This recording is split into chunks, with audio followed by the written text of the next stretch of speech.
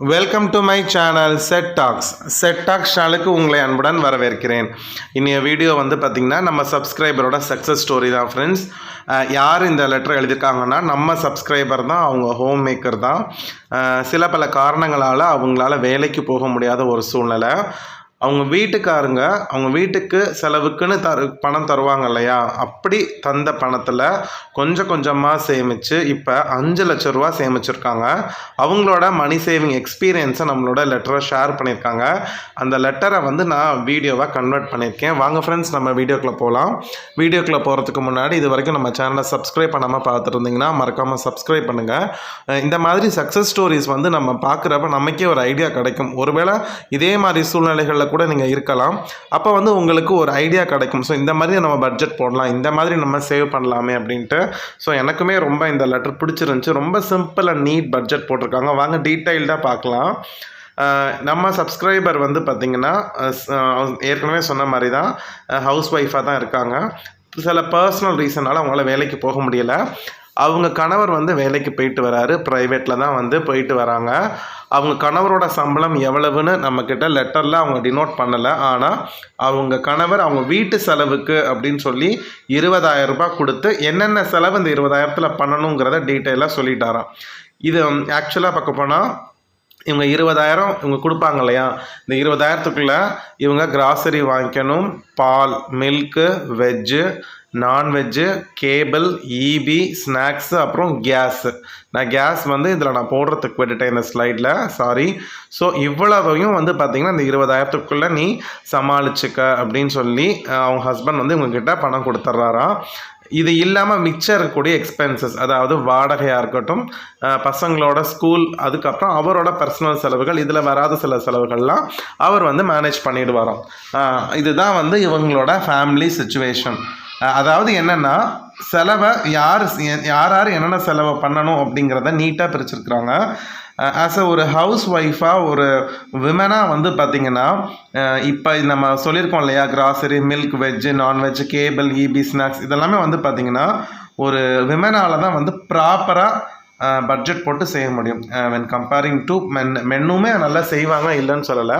இருந்தாலும் ஒரு பெண்கள் வந்து இந்த மாதிரி விஷயங்களை செய்கிற மாதிரி யாராலையும் செய்ய முடியாது. ஸோ அதனால தான் அவங்க கணவர் வந்து இந்தந்த செலவெல்லாம் நீ பார்த்துக்க, இது இல்லாமல் ரிமைனிங் மற்ற செலவுகளை நான் பார்த்துக்கிறேன்னு சொல்லி பிரிச்சிருக்கிறாங்க. ரொம்ப நம்பி வந்து இவங்ககிட்ட கொடுத்துருக்காங்க, ஏன்னா அவ்வளோ நம்பிக்கை. ஸோ இவங்க எப்படி பட்ஜெட் போடுறாங்க அப்படின்னு பார்ப்போம். இவங்க வந்து பார்த்திங்கன்னா 20,000 ரூபாய் வந்துடுது இல்லையா, இந்த 20,000 ரூபா கணவர் கொடுத்த உடனே இவங்களோட பட்ஜெட் வந்து பார்த்திங்கன்னா கடைசி லாஸ்ட்டு 5 இயராக இப்படியே மெயின்டைன் பண்ணிட்டு வராங்களாம். ஆக்சுவலாக பார்க்க போனால் 8,000 ரூபாய் தான் வந்து செலவுக்கு எடுத்து வைப்பாங்களாம்.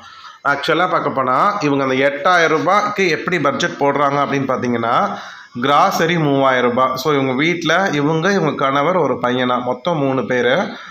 அவங்களுக்கான மொத்த கிராசரி வந்து பார்த்திங்கன்னா 3,000 ரூபாய் எடுத்து வச்சுருவாங்களாம்.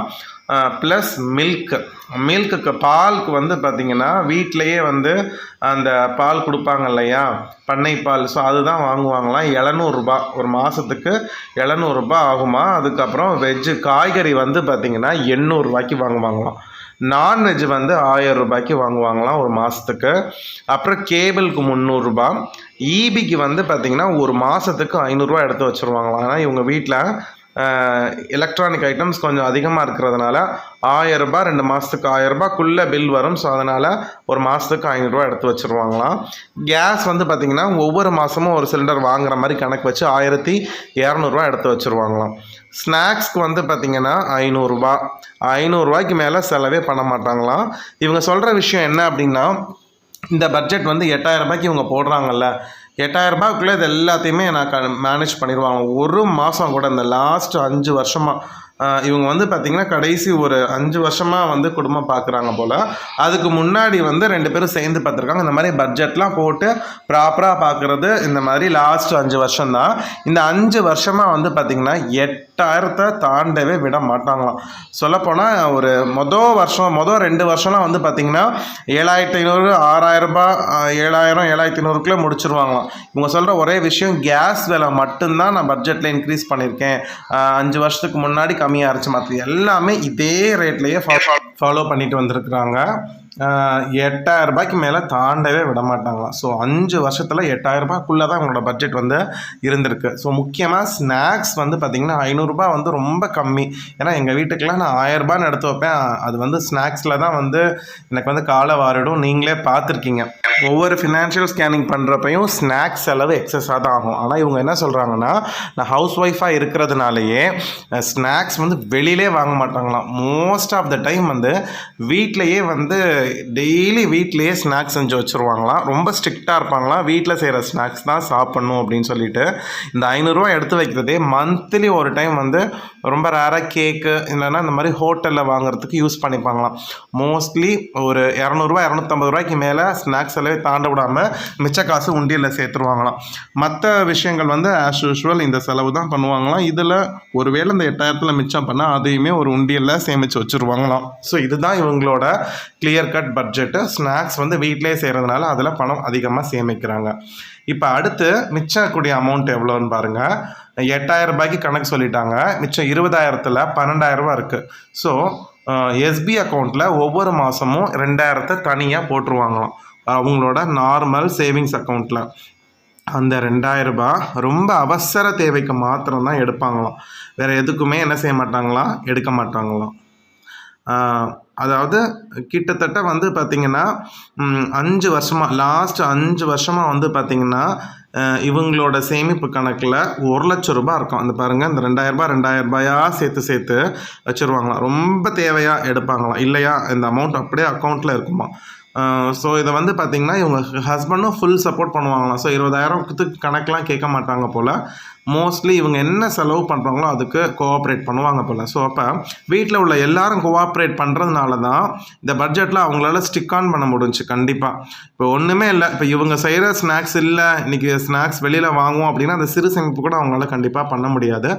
இந்த இந்த ரூ. 2,000 சேர்த்து வச்சுட்ருக்காங்க இல்லையா, ரொம்ப எமர்ஜென்சி ஃபண்ட் தேவைன்னா எடுத்துக்கிற மாதிரி. இதில் வந்து பார்த்திங்கன்னா ஒரு 2-3 டைம் தான் பணமே எடுத்து அந்த மாதிரி யூஸ் பண்ணியிருக்காங்களே ஒழிய மிச்சப்படி கிட்டத்தட்ட ரூ. 1,00,000 லாஸ்ட் 5 வருஷமாக இந்த அக்கௌண்ட்டில் பணம் இருக்கும்.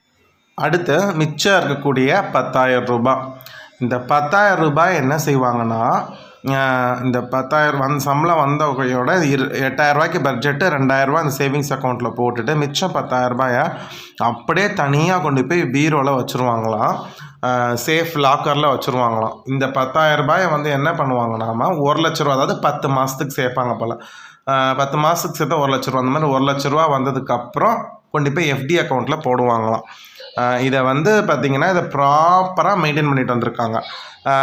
ஏன் அப்படி நான் அவங்க எழுதியிருந்தாங்க ஆர்டி கூட போடலாம், ஏன் வந்து ஆர்டி போடலான்னு நீங்கள் கேட்கலாம். ஆனால் நான் 10,000 ஆர்டி போட்டேன்னா ஒரு பயம்தான், எல்லா காசுமே வந்து பேங்க்கில் போயிடுச்சு அப்படின்னா ஒரு எமர்ஜென்சி 2,000 இருக்குது இருந்தாலும் ஒரு வேறு ஏதாவது செலவு வந்துடுமோ ஒரு பயத்திலே நான் வீட்டில் தான் சேர்ப்பேன். ஸோ ரூ. 1,00,000 அது சேர்ந்ததுக்கப்புறம் கொண்டு போய் வந்து எஃப்டியில் போடுறேன். இதுதான் வந்து பழக்கமாக பண்ணிகிட்டு இருந்திருக்காங்க. பாருங்கள், இந்த கடைசி 5 வருஷமாக வந்து பார்த்திங்கன்னா ரூ. 5,00,000 இது வரைக்கும் எஃப்டியில் போட்டு வச்சுருக்காங்களாம்.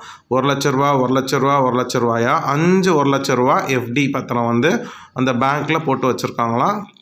அதாவது நார்மல் சேவிங்ஸ் அக்கௌண்ட்டில் ரூ. 1,00,000 கிட்டத்தட்ட இதிலே ரூ. 6,00,000 வந்து இவங்க சேமிச்சிருக்காங்க. ஸோ பாருங்கள், பயங்கரமாக பிளான் பண்ணி சேர்த்துருக்குறாங்க. ஸோ இந்த லெட்டர் படிக்கிறப்பவே வந்து ரொம்ப க்ளீனாக இருக்குது. அவங்க லெட்டரில் வந்து அவங்க சொல்லியிருக்காங்க, நம்ம சிக்கனமாக இருக்கணும்னு நினச்சா கண்டிப்பாக சிக்கனமாக இருக்க முடியும், வீட்டில் உள்ள எல்லாருடைய கோஆப்ரேஷனும் இருந்தால் கண்டிப்பாக முடியும் அப்படின்னு சொல்லியிருக்கிறாங்க. ரொம்பவே நல்லா இருக்குது இந்த லெட்டர் வந்து. என்னென்னா எனக்கு ஒரு சஜஷன் அவங்களுக்கு நான் சொல்லிக்கிறேன். மாதம் வந்து அட்லீஸ்ட் பேங்க்லையாவது வந்து நீங்கள் போட்டு வச்சுருங்க, வீட்லேயே வச்சுக்காதீங்க. அந்த 10,000 சேஃப் கிடையாது. நீங்கள் பேங்க்கில் ஆர்டி மாதிரி போடணுன்னா கூட நீங்கள் என்ன செய்யலான்னா நார்மல் சேவிங்ஸ் அக்கௌண்ட்டில் போட்டுட்டு அப்படியே வந்து நீங்கள் 10 மாதத்துக்கு அப்புறம் நீங்கள் எஃப்டிக்கு மாற்றிடலாம். இது ஜஸ்ட் என்னோட ஒரு சஜஷன் தான். நான் அவங்களுக்கு இமெயிலையுமே ரிப்ளை பண்ணியிருந்தேன். நானுமே சில சமயம் அப்படி பண்ணியிருக்கேன். அப்படி எடுத்து வைக்கிறப்ப கண்டிப்பாக ஏதாவது செலவு வந்துடும். ஸோ பேங்க்கில் இருக்கிறது சேஃபு. ஸோ அதுதான் சொல்கிறேன். ஸோ இதோட இந்த வீடியோ இங்கே முடிச்சுக்கிறேன் ஃப்ரெண்ட்ஸ். இந்த வீடியோ பற்றின கமெண்ட்டை மறக்காமல் கமெண்ட் பாக்ஸில் சொல்லுங்கள். நீங்களும் உங்களோட சப்ஸ்கிரைபர் சக்ஸஸ் ஸ்டோரி அனுப்பணும்னு நினச்சிங்கன்னா கண்டிப்பாக நம்மளோட மெயில் ஐடிக்கு அனுப்புங்க ஃப்ரெண்ட்ஸ். அடுத்த வீடியோவில் பார்க்குறேன். Bye friends.